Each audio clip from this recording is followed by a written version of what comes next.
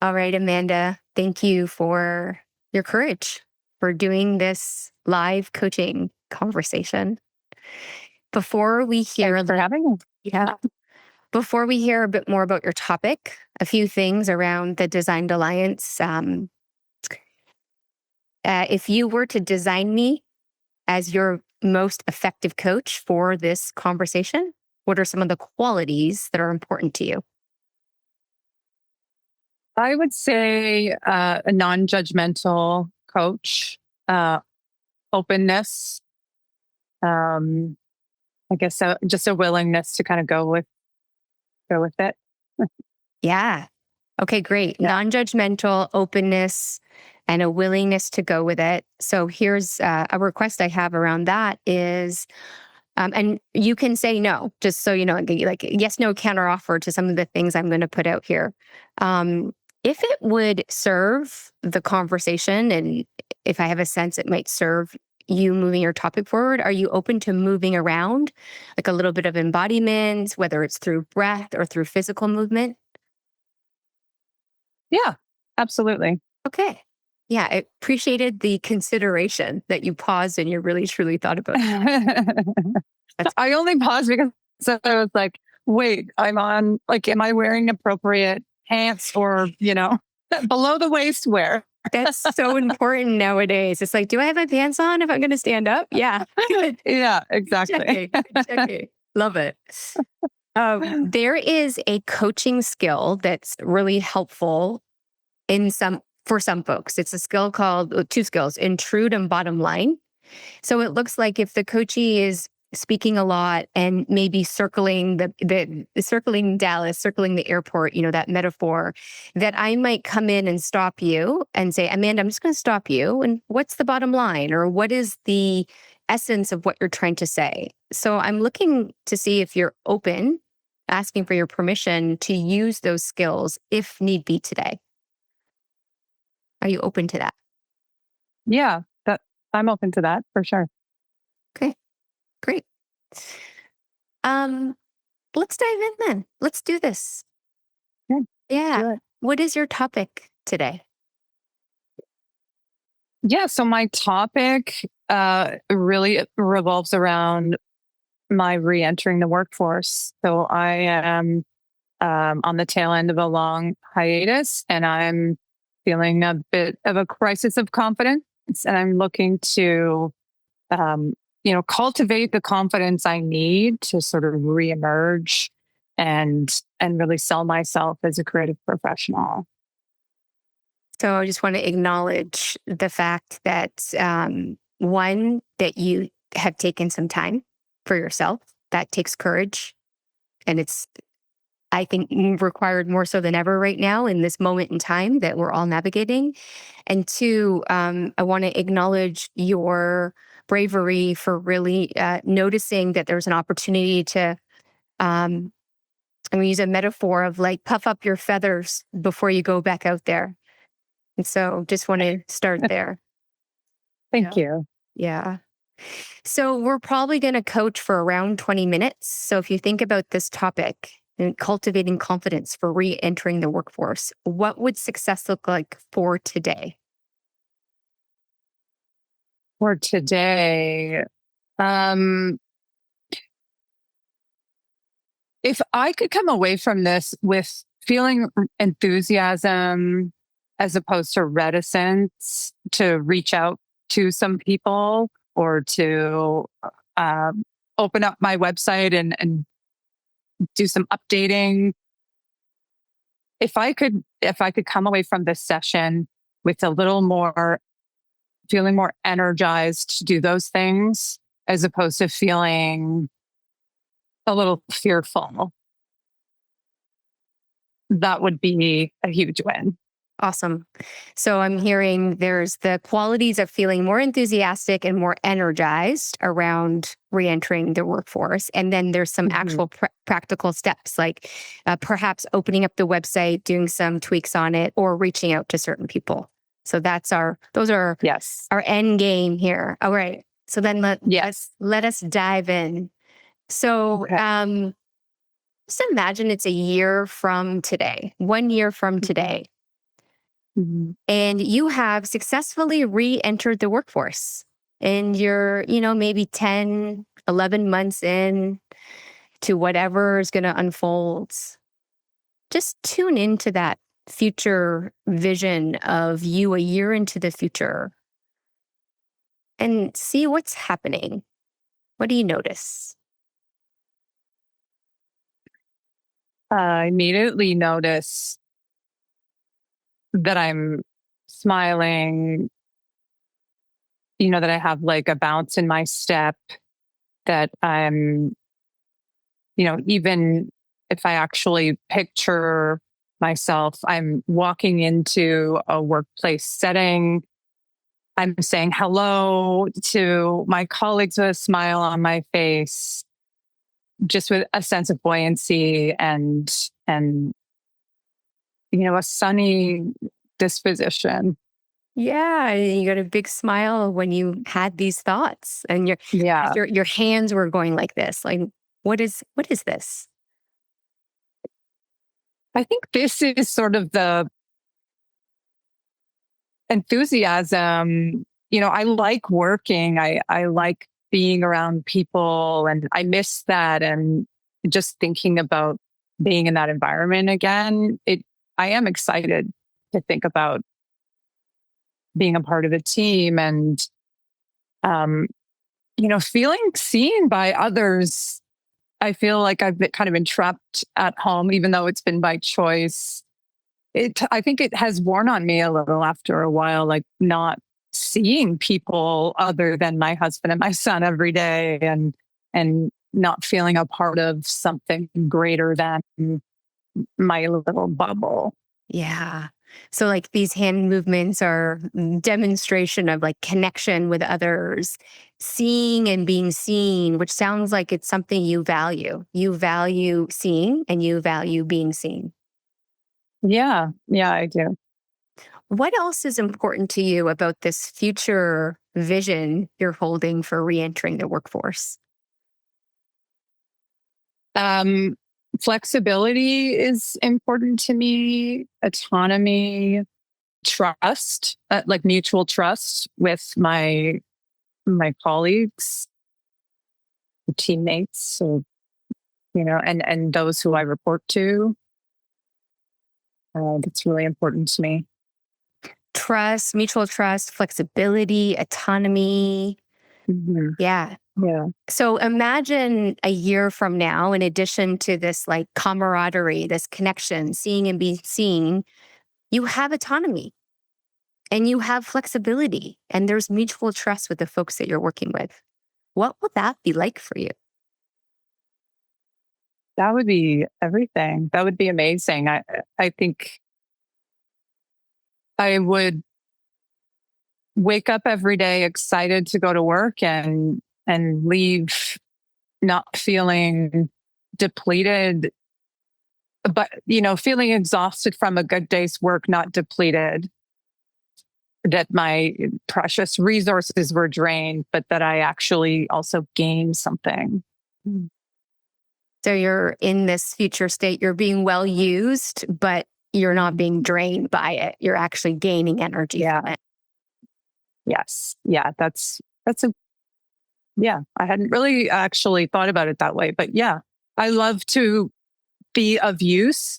I hate the feeling that I've just been totally sucked of all of my energy. Yeah. So imagine you're being well used and there is a good balance of it, where Yeah, there's the give and the take. totally. What kind of things are you working on that allow for this reciprocity? Um, yeah, the types of projects. So I'm a creative director slash art director. So a lot of what I do is visual, and it's about aesthetic. Oftentimes it's about creating environments. Um, so I see myself, in order to feel this way, I'm working on these big, beautiful projects where, um, there's like a synergy of people working together, whether it's copywriters and graphic designers and strategists all coming together to have things working well in concert. And I'm either like in that mix or I'm helping to orchestrate it. But it's really about kind of highly visual, immersive projects that's bringing a lot of elements together and making them really sing. What's a metaphor to describe this? Like what the vision you just painted? I it's almost too on the nose because I already said orchestrate, but I feel like an orchestra where I'm either the conductor or I'm playing an instrument, but I'm a part of this creation. Well, that's what I was really seeing too, and you were using the language, but I was envisioning there's like that organized chaos that, everyone's preparing before the show. Everyone knows their roles, but there's a synergy that happens. That's what I hear you describing. Yeah. And I see your eyes lighting up. And again, your smile is like really bright when you think of being part of that orchestra. What is important to you, Amanda, about being a part of the symphony? I think it's really hard to create in a vacuum, and you need input from many different brains and spirits. And when things come together and really work, it's so rewarding. You create something that's greater than the sum of its parts. And it feels almost, maybe I'm overdoing it, but it can feel like out of body when something really works and you are a part of it and you've worked with others to make something really cool happen. It really can feel almost like spiritual. And that is like obviously the rare, most beautiful occurrences when that happens in the workplace. But if I could, do that a couple times a year in my future role, that would be amazing. I got like full body tingles because that is so that the work that we do at UpLevel is that what you just described is what we want for people, to have these. Yeah, it's not every day because we got to chop wood, carry water in between when the symphony is on and you're in that flow, and the team is communicating well. And even when there's conflict or difficulties, people can work through it in a harmonious way. Yeah. So yes to your vision, Amanda. Like I'm here championing you. I see this for you. It's this is at your fingertips. This is at your fingertips. Yeah. What are you connecting to as you kind of puff up your feathers and fan the flames of this vision? What are you connecting to in this moment? Like in myself? Yeah, in yourself. I think I'm connecting to this feeling. It might actually even go all the way back to, now you've kind of given me this music metaphor. Being in band when I was in elementary school, like being a part of the jazz band, and everyone knew their role. And you, like you said, you do the work, you practice, you do it on your own, you do it in groups, whatever. But when it's showtime and when everyone is coming together and doing their part, I'm drawing on that feeling of, it was all worth it. All the conflict, all the hard work, all the sweat. It was all worth it for like this moment. So I think what I'm drawing on is that past experience. But I think I'm also drawing on a yearning, something that, I always believe that our best days are ahead. And, maybe that's a little um, like Pollyanna to think like the future is always bright and our best days are ahead of us. But I really do believe that there are great things in the future if you just keep that forward momentum and you keep that vision very clear. Yeah. So yeah, I'm drawing on both the past and my hopes for my future self. Yeah, and I'm hearing the connection between your younger self and your future self. Like Yeah, they want the same thing, they're capable of the same thing, and as are you in this moment, Amanda. So it's like really clear that you are the co-creator of this vision, past, present, future. absolutely. Yeah, you are the the star of the show, like clearly. And I know that you've got other people in the symphony in the orchestra, but it's like coming from your vision. I also hear just how deeply you care about being part of a team and working with others. This just feels like something that might be really unique to you, and what you have to offer is this ability to be part of a symphony and an orchestra, because that's not everyone's strengths, so just want to highlight that. So from this place, like this place of energy Yeah, I actually think it's just on that social piece. I think that's something that this break has helped me come to realize. I think spending so much time alone, uh, I've always worked part of a team, and I think I took it for granted that I was enjoying it. I didn't really realize that I was enjoying the team aspect of it until the team was no longer there.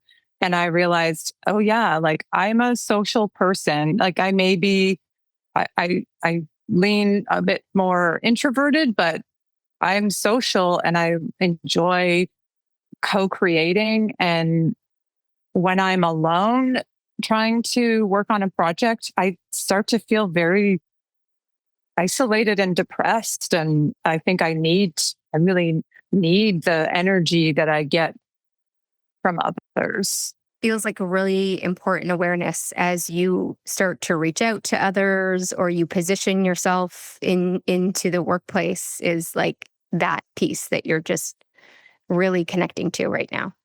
Yeah, I guess that is. Yeah.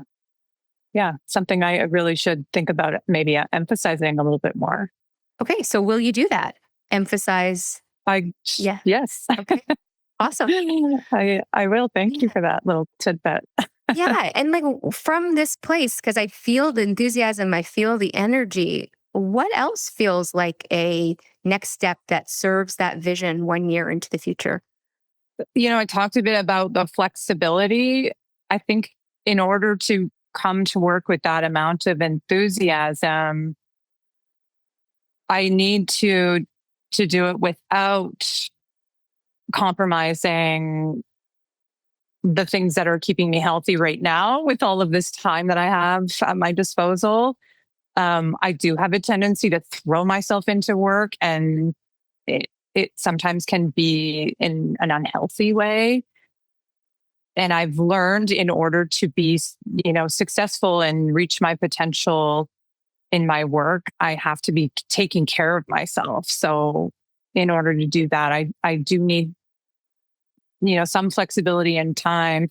I mean, ideally, I find a role that allows me a 4-day work week or something that feels a little bit less confined to the traditional 9 to 5, and gives me the space to still look after my own personal needs. So important. So, what I hear you connecting to, one is the team aspect and the flexibility aspect. So, you can continue to take good care of yourself. So, you can show up in the symphony the way that you've described, that brings out the best in Absolutely. you and the best in others. Great. And Yeah. what are some of the practices or activities you do to support your well-being right now that you see yourself doing 1 year into the future when you're back at work? Definitely some form of exercise. yoga is a big part of my life. I've recently started weight training, which I hate, but I'm doing it. I know that I have to. Amazing. So physical activity, obviously, is so important. I'm, journaling when I can, meditating not as consistently as I should be or would like to be, but those are some practices that I've been, kind of implementing. And then a big one is spending time with my son and my husband. This last year and a half, it's been a revelation spending this much time with my kid. It really was an eye opener because I realized how much time I wasn't spending with him when I was a business owner and how much was kind of being taken away from, as a person who always said family comes first, but I was not living that way. I was really, my family came like at the very highest. They came second to my job. And I don't want to fall back into that old pattern. Just acknowledging the courage to say that out loud. I know you're not alone in that, where many of us, myself included, we'll put our family lower down on the level of importance because of work and priorities. So what I hear you saying in this ideal vision, family remains first. And part of the way you are going to ensure that happens is by taking care of yourself. Mm-hmm. Good. Yeah. Yeah. You've got real clarity. You've got real clarity on what needs to happen to maintain some of this balance and the lessons that you've learned over the past 18 months. You also have real clarity on I would call it the energy that you want to step into in a work environment, that kind of symphony orchestra energy. And you know what type of work is what allows you to get into that flow. So if you're going to walk away with one or two actions to support you to cultivate the confidence to re-enter, what is that today? Do you mean actions that... Could you ask me the question again? Yeah, I'm going to ask it in a different way. So what are your next steps from this conversation? My next steps, number one, which has been a next step for many, many weeks now, is updating my website or my portfolio, my book, to showcase the work that I've done in the past. That's kind of number one. I feel like that's been maybe a bit of a barrier for me. As I look back on the projects I've worked on, I can be so critical of myself. It's hard for me to look at a project and say, oh, that went exactly how I was hoping it would go. I can't wait to show this to more people. I have a tendency to really focus on the things that I wished had have gone better, or, I see the weaknesses instead of the strengths. So when I'm putting my book together or freshening it up, I have this tendency to think that everyone else in the world is going to see it the way I'm seeing it. And then I think, well, what's the point? There's a million other people who are better at this than I am. So I guess maybe a next step is, just powering through that self-doubt, not thinking about how I feel about it, but just doing the task. It's one of the kind of scenarios where my feelings are not that important. It's I'm trying to feel my feelings these days, but in this case, it's my feelings about this are not pertinent to the task at hand, which is to finish the website. So it's turning off. My next step would be let's turn off that self-doubt and just execute. That's awesome. Okay. So just to reframe here, it's In coaching, you've maybe heard this term. We call that like negative internal dialogue, which we all have. Welcome to being human. We call it the saboteur or inner critic, whatever. And it sounds like you have a perfectionist, one that's a perfectionist. I do too, Little Miss Perfect Pants. So, so the direction you're giving yourself, I hear, is really clear. Is you're going to say, no, I will not listen to my saboteur. I am going to complete the task because the task is more important than giving in to that voice that's telling me it's not good enough or it's not ready.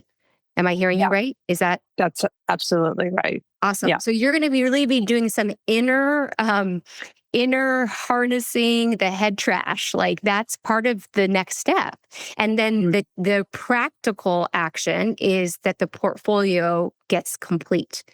That's what I'm hearing. Yes. Okay. So when will you complete the portfolio by? Oh, I've given myself the deadline of the 15th. Okay. And what's the accountability that would best serve you? You can design it any way, but that's going to really help you hold to that deadline. Yeah. I mean, a deadline in and of itself is usually a great motivator for me. Anytime it's open-ended, I just, I've got all the time in the world, so we'll just kick that can down the road. So a deadline is super important. I've actually already promised a colleague that I'm going to share it with them by that time. So that like having a person that I'm accountable to is super important. I've also actually reached out to a few colleagues a few weeks ago just to say, hey, I'm available. Like I did it even though I didn't feel prepared because my book isn't done. I did it almost to motivate myself to complete it. So a couple of them did come back and say, sure, like send me your book. And it's like, okay. So there's people now that I've kind of set this up for myself. And now it's not like they're waiting on the edge of their seat for it, but well, what I hear is they've asked for it. Yeah. And I hear a strong value of integrity. So very much. Yeah. Right. Yeah. So you created the conditions for yourself to make sure you're going to get this done by reaching out to others. So the portfolio will be updated. It's going to be sent to that one colleague and a few others. Yeah. And you'll also be practicing turning off the self-doubt as part of your development as a human and as a leader. I mean, that's going to really shape this future vision because our saboteurs, hey, they like to come no matter what, even if, and they get louder when we get closer to something that we really want or closer to true alignment. Yeah, that actually really resonates. I hadn't thought about it that way. I think instead of looking at it like it's getting louder, I've been looking at it like it must be more true. You know what I mean? Well, because your saboteur is interacting with the saboteur. So here's the invitation to you. And this is a great next coaching topic is to start to really differentiate between the saboteur and Amanda's true self, high self, most aligned self, whatever you want to call it. But the one who values being seen and seeing, autonomy, flexibility, mutual trust. The one who values the symphony.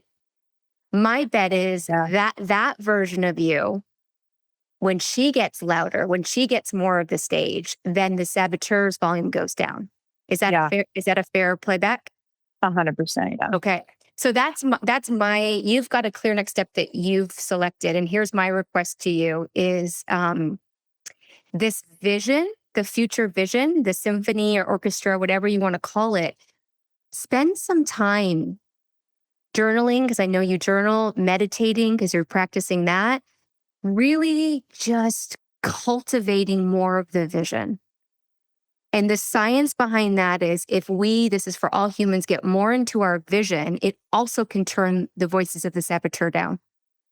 Because then that energy is pulling us forward versus, the one in us that wants to keep us safe, and maybe, behind behind closed doors. Yeah. Yeah. Yeah. Right.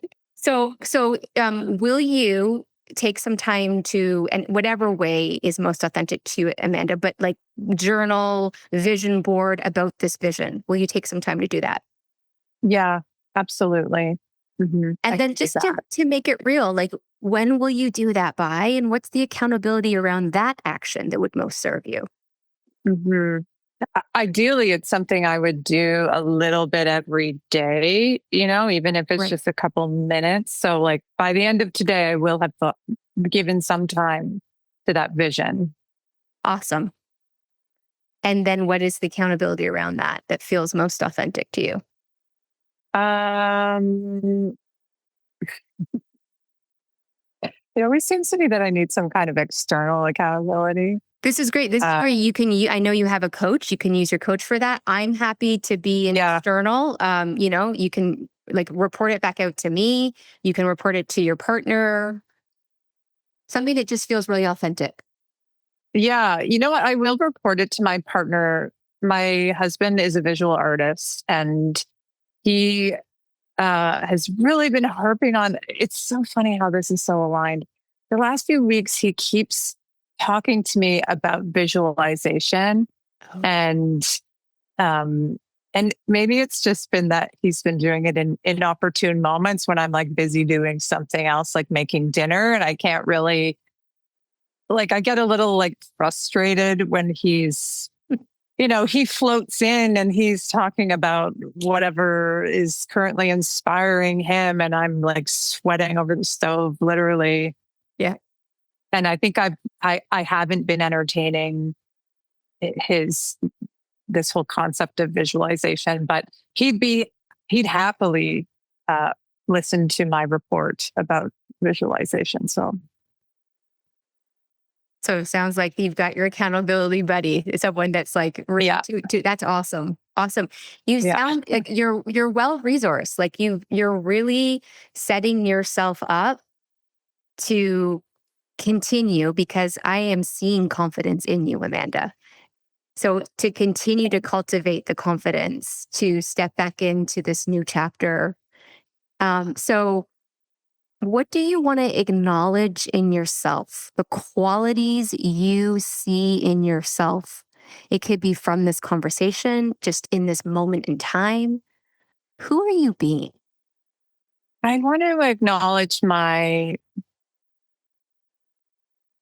playfulness and my openness. And I do have a lot of passion to create. I think sometimes I don't know exactly what it is, but I know the passion is there. I don't know exactly what it is I want to create, I should say, but the yearning and the desire, it's all there. And I want to acknowledge that side of myself that creating is a lifeblood for me. And it's something that I have to do to feel happiness and to thrive. So I want to acknowledge my passion. Yeah, you are you're a passionate creator of an author of your own life. Like this whole taking a break from the workforce, re-entering it in a conscious way. This is a testament to you being a conscious creator and author of your own life. Mm, mm.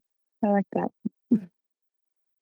Thank you for your courage today and jumping in and doing this with me. Brilliant, Thank brilliant, you. brilliant, brilliant work. Thanks, Christy.